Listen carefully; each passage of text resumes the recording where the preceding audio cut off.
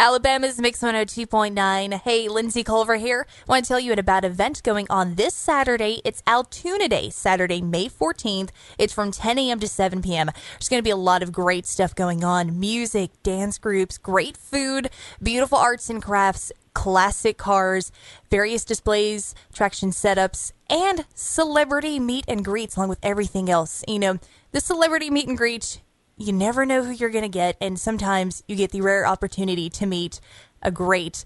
And this Saturday, Donna Douglas is going to be there. She was of the Beverly Hillbillies, Elly Clampett, and we actually have Donna Douglas on the line right now. Hello, Miss Douglas. How are you? Hi, Lindsay. Nice to talk to you. Nice to talk to you as well. Now, you are going to be down here for Altoona Day this Saturday.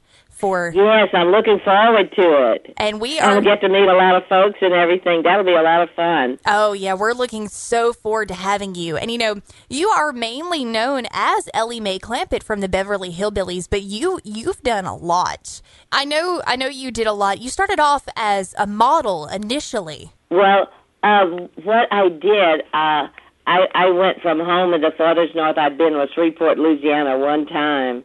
And I knew New York was a place up there on the map, you know. And I went to the airport in Baton Rouge and flew 75 miles to New Orleans. And the man from the airlines told me if I changed my reservation, I could get in an hour earlier. Well, I thought that was a great idea, but instead of landing in New York City where I was going, I landed in Newark, New Jersey. I didn't know they had two airports in New York. We only had one at home. Oh. Well, I was kind of naive when I started out, and I'd never traveled or anything. So by this time in Baton Rouge, I just had a tiny bit of modeling training, just sitting and standing, you know, not really equipped, certainly in any way for New York. But it was just amazing to me what God did with my life while I was there. That's how I always say it. That's probably because it wasn't on my ability or my experience, because at this time I had no singing, dancing, acting, nothing like that. I had no experience. And I didn't really know I wanted to even I hadn't thought about being an actress. So it just sort of unfolded, and just so many things, you know, just amazing how it all came about. But I don't know.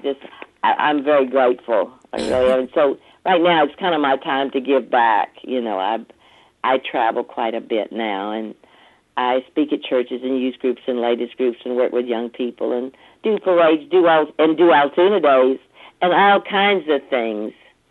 You know, that's family oriented and worthwhile. You know, that kind of thing. Well, that is good. And after, you know, you said you didn't have much model experience, but, you know, you must have had something, because you went from being a model to being on TV, and you had a lot of things you were on, too, the Perry Como show, and then you started to be in movies. You were in Lover Come Back, which was with Rock Hudson and Doris Day, and like all this was before you were on the Beverly Hillbillies. You know, we mainly know you from the Beverly Hillbillies. Everybody loves Elly Clampett. It's everybody's favorite character, but you've done so much. What has been your favorite role you've done so far?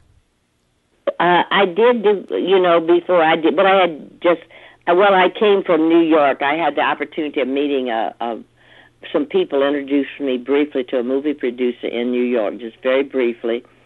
And he told me if I would go to the lady in charge of his office, and if she wanted to send me to Hollywood, then he would make the arrangements for me to have a screen test done and those kind of things. And so he took care of. I did as he told me. Went to see the lady, and she said that she would send me to she would send me to California, which she did, and he did as he had said. But I was given two tests, and one I was stiff as a board because I didn't know anything. By this time I'd been in acting school like 2 weeks. And I decided I wanted to be an actress, but, I didn't know anything about acting. And so I did this first little part, and I was stiff as a board, kind of a girl next door. And then they gave me another little test, and I just got a little notion of doing a little character, just a little funny thing. And they signed me to the movie contract. And so that's where I did small parts in the movie, in movies, and I think after career, and just would do little things. And from there, then I did small things in television. And I was just beginning to get one-liners, two-liners. I was beginning to get a little bit of work. And then time I heard that they were going to be testing for a part called the Beverly Hillbillies. Well, of course, I'd really prayed to get a family show, and everything. And so now this had come along, and I was just so excited.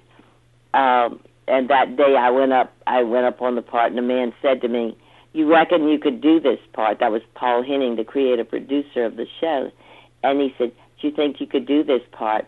Well, I was so excited and so thrilled, I thought my heart was just going to pop wide open. All I could do is bob my head up and down. I was just so thrilled. But it was like a slice out of my life, the Hillbillies. It was just, I was homegrown for that. Oh, and you were amazing in the role. Like I said, that's everybody's favorite character is Elly Mae Clampett. And I know that you liked working on the show. Who was your favorite person to get to work with on the series? Well, I would say the major part of my work was always done with Buddy, my Paul, Buddy Epson, yes. And Jed Clampett. That was my Paul, and so mainly, of course, I was real close to him. I just loved working with him. I was in a lot of scenes and everything, but I didn't get to work as much with anybody as I did Buddy, and I worked. He was very helpful. Both he and Granny, they were very dear people, very talented. Of course, Buddy had come out of vaudeville. He had danced with Shirley Temple in vaudeville, and then just just worked with so many stars through the years.